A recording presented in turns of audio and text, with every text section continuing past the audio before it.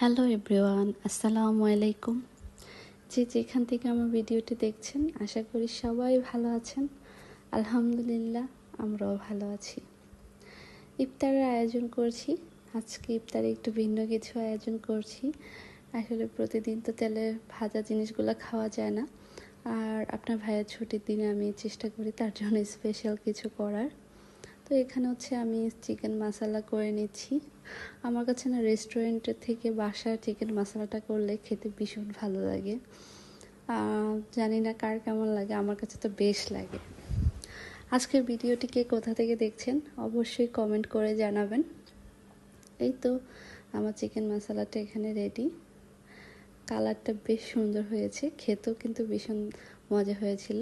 আর এখানে হচ্ছে আমি পরোটা করে নিচ্ছি, কারণ চিকেন মশলার সাথে আসলে পরোটা হলে একদম জমে যায়। তো এই তো আমি পরোটাগুলো ভেজে নিচ্ছি। ইফতারের সময় একদম কাছাকাছিতে চলে আসছে, তখনই আমি গরম গরম পরোটাগুলো ভেজে নিচ্ছি। আগে চিকেন মশলাটা করে রেখেছি। এই তো ইফতার টেবিলে একদম রেডি। এখানে আছে শরবত। আসলে আমি প্রতিদিনই ইফতারে যাই কিছু করি না, সিম্পল কিছুই রাখার চেষ্টা করি, কারণ যেহেতু আমরা তিনজন মানুষ আর কি, তেমন কিছু খাওয়া হয় না। এখানে হচ্ছে আপনাদের ভাইয়া ডিম আনতে গিয়ে একটা ডিম ভেঙে ফেলছে, তো ভাবলাম যে একটা ডিম আমি অমলেট করে ফেলি। এই তো ইফতারের টেবিল একদম রেডি। তো আজকে এসেছি একটু ঈদ শপিংয়ে, কারণ হচ্ছে ঈদ তো কাছাকাছি চলে এসেছে, সবার জন্য কিছু কেনাকাটা করতে হবে। আর এখানে দেখেন, ওই যে বলে না শখের তোলা হচ্ছে 80 টাকা। আর আমি আসলে হচ্ছে চোখ লেগে থাকে বা অনেক কিছুই ভালো লাগে, কিন্তু ওই যে শখের তোলা 80 টাকা, সব শখ চাইলেও পূরণ হয় না। তো দেখতে কিন্তু ওই জিনিসগুলো ভীষণ কিউট ছিল, তেমন দামটাও ভীষণ কিউট ছিল। তো এর আগেও কয়েকদিন বের হয়ে কেনাকাটা করেছি। আজকে হচ্ছে ছেলের জন্য একটু জুতো কিনতে এসেছি।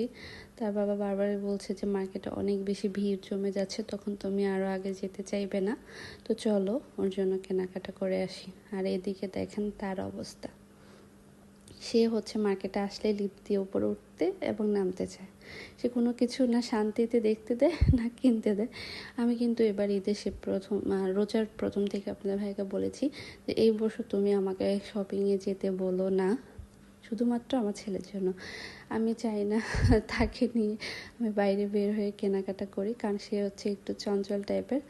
তো তারপরও হাজব্যান্ড সে আমাকে ছাড়া যাবে না, আমাকে যেতে হবে। তো যাই হোক, কী করব, তার মন রক্ষাতে আর কি যেতে হয়। কিন্তু যাওয়ার পরে অবস্থা এমন হয় যে না ভালো পারে কিছু দেখতে, না পারে কিনতে। আর এখানে দেখেন তার জন্য একজোড়া জুতো নিয়েছি, আড়ং ঘুরেছি, এফএক্স, পাটা সব ঘুরেছি, বাট আমার ছেলের পায়ের জুতো আমরা কোথাও খুঁজে পাইনি। যেটাই পছন্দ হয়েছে সেটাই তার পায়ে কোনো না কোনো কারণে হয়নি। তো এই জন্য সিম্পল একজোড়া জুতো নিয়েছি। আর হচ্ছে আমাদের ভাইয়ের জন্য একটা পাঞ্জাবি নিয়েছি।